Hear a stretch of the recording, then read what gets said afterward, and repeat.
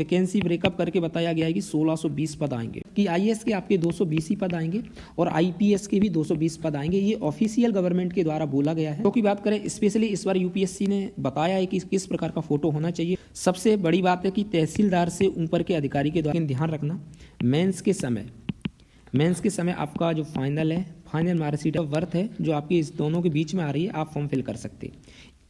सभी साथियों को नमस्कार। देखिए यूपीएससी की तैयारी जो लोग कर रहे हैं वो अच्छे से कर रहे होंगे।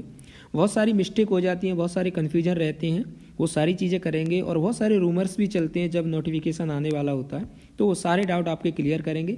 एक बार वीडियो पूरी देख लीजिएगा, बहुत काम की वीडियो है। इसमें क्या क्या बातें करेंगे, एज लिमिट में देखेंगे कि कौन सी तारीख से आपकी डेट काउंट होगी एज, और किसके बीच में अगर आपकी एज आ रही है तो आप फॉर्म फिल कर सकते हैं। नोटिफिकेशन कब तक आ जाएगा, बिल्कुल ये तो कंफर्म डेट बता दी जाएगी। डॉक्यूमेंट क्या लगेंगे, आपकी जाति प्रमाण पत्र क्या होगा, आपकी मार्कशीट क्या होनी चाहिए, वो सारी चीज़ें, फोटो किस साइज का होना चाहिए, वो सारी चीज़ों पे बात की जाएगी। साथ में ही पदों के रूमर्स, आपको पता है कई ऐसी वीडियो आ गई हैं यूट्यूब पे जो 1600 प्लस पद बता रही हैं, तो आपके पद कितने आ सकते हैं उस पर भी बात करेंगे। अक्सर ये रूमर्स पीसीएस में देखे जाते थे लेकिन अब यूपीएससी में भी आ गए, लेकिन ये चैनल ऐसा नहीं है, यहाँ पे सारी चीज़ें बहुत वेरीफाई करके बताई जाती हैं, वो आपको आगे पता चलेगा। तो चलिए सबसे पहले एज की बात करते हैं।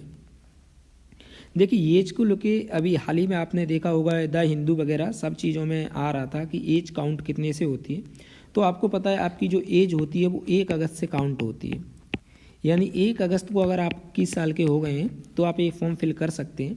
इसके खिलाफ सुप्रीम कोर्ट में याचिका लगी और ये कहा गया कि अगर ये जो 1 अगस्त है ना, इससे काफ़ी स्टूडेंट रह जाते हैं, इसको 1 जनवरी किया जाए ताकि जो स्टूडेंट हैं बहुत सारे आ जाएं और जो ओवर एज हो जाते हैं उनके लिए भी 1 साल कम हो जाए।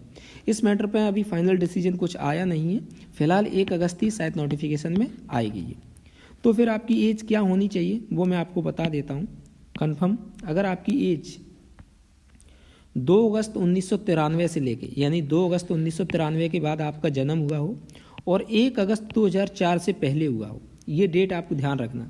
इसके बीच में अगर आपकी डेट आ रही है, आपकी डेट ऑफ बर्थ है जो आपकी इस दोनों के बीच में आ रही है, आप फॉर्म फिल कर सकते हैं। यानी 1 अगस्त 2004 से पहले आपका जन्म हुआ हो और 2 अगस्त 1993 से बाद हुआ हो, ये आपकी डेट ऑफ बर्थ है, ठीक है। इसके बीच में 21 साल के आप होने चाहिए। और ओवर एज का ये है कि हर कैटेगरी को आपको पता है 32 साल है, और हर कैटेगरी को जैसे ओबीसी को 3 साल का रिलैक्सेशन है और हर कैटेगरी में ऐसे रिलैक्सेशन दिया गया है। तो ये चीज़ आपकी एज पे मुझे लग रहा है कंफर्म हो गया हो, इन दोनों के बीच में आपकी डेट ऑफ बर्थ आनी चाहिए, ठीक है। एज को लेके यही आएगा आपका नोटिफिकेशन में, ठीक है। अगला पॉइंट जो हमारा था नोटिफिकेशन कब तक आ जाएगा, तो ये जो आपका यूपीएससी है उसने पहले ही ये चीज़ डाल दी थी। आप देख सकते हैं कि ये जो यूपीएससी का आपका जो एग्ज़ाम है सिविल सर्विस प्रीलिम्स एग्ज़ाम, ये आप देख सकते हैं 22 जनवरी को आपका नोटिफिकेशन आएगा। कब आएगा? 22 जनवरी को, ठीक है। आपका एग्ज़ाम आपको पता है, और ये कब तक रहेगा? 11 फरवरी तक आप फॉर्म फिल कर सकते हैं, यानी 22 जनवरी से लेके 11 फरवरी आपकी लास्ट डेट होगी।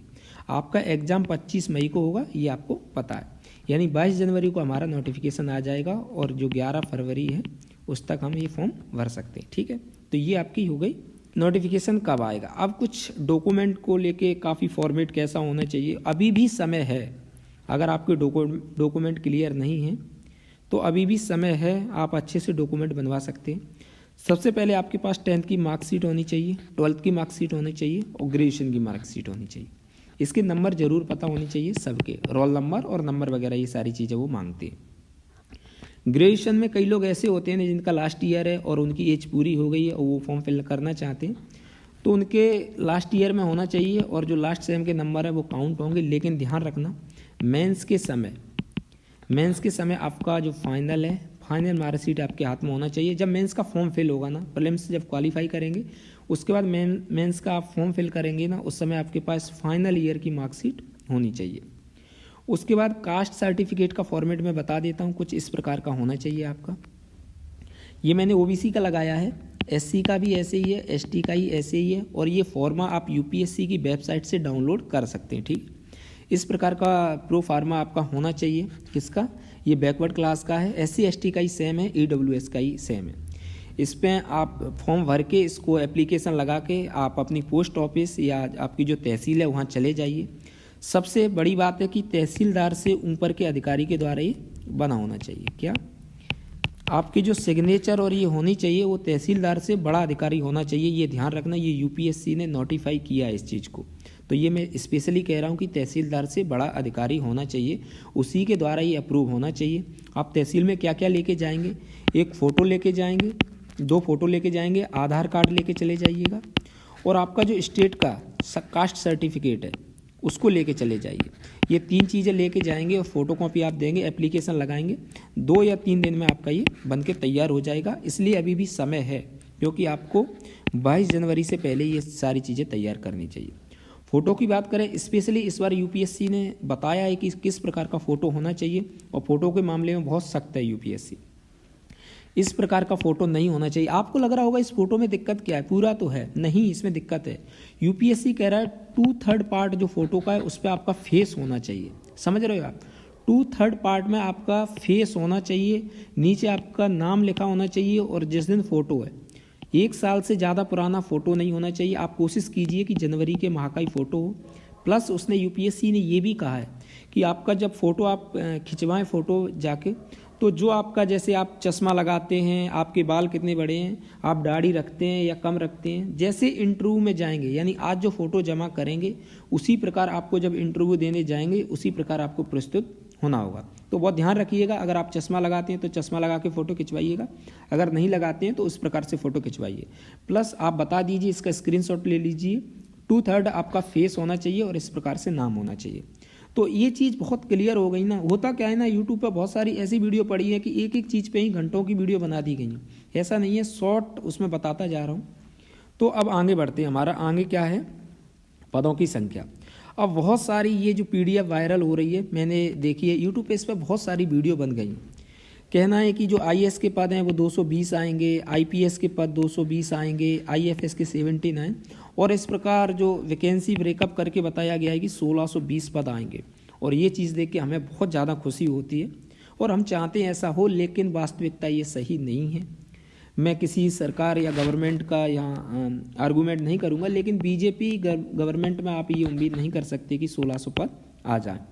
लेकिन देखते हैं जो पद हैं वो कितने आएंगे। ये न्यूज़ आप पता है द हिंदू में या द इंडियन एक्सप्रेस में कुछ दिन पहले आई थी, और ये लोग कहीं से सोर्स लेके आए होंगे तभी इन्होंने दी थी।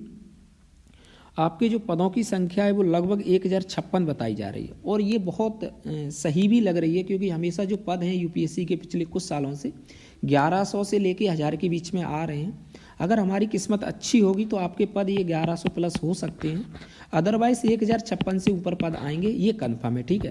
प्लस इसमें एक जो सच्चाई सबसे ज़्यादा बड़ी वो है कि IAS के आपके 220 ही पद आएंगे और IPS के भी 220 पद आएंगे। ये ऑफिशियल गवर्नमेंट के द्वारा बोला गया है कि हम IAS के पदों की संख्या बढ़ाएंगे, क्योंकि ये इससे पहले 180 आते थे, जो बढ़ के अब 220 हो गए हैं, और IPS के 200 आते थे, ये 220 आएंगे। तो ये चीज़ें इसमें सही दिख रही हैं। IAS के 220, IPS के 220, ये दोनों कन्फर्म है। बाकी जो पोस्ट हैं वो थोड़ा कम आएंगी, 1620 नहीं आएंगी। अच्छी किस्मत हुई तो ये 1100-1200 जा सकती हैं, और वरना 1056 आपकी कन्फर्म पोस्ट है, ठीक है।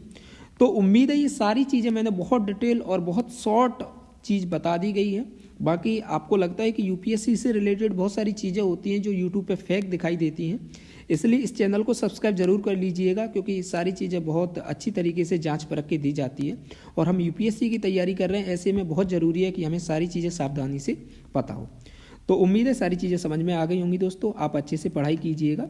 तो बहुत बहुत धन्यवाद दोस्तों, जय हिंद, जय भारत।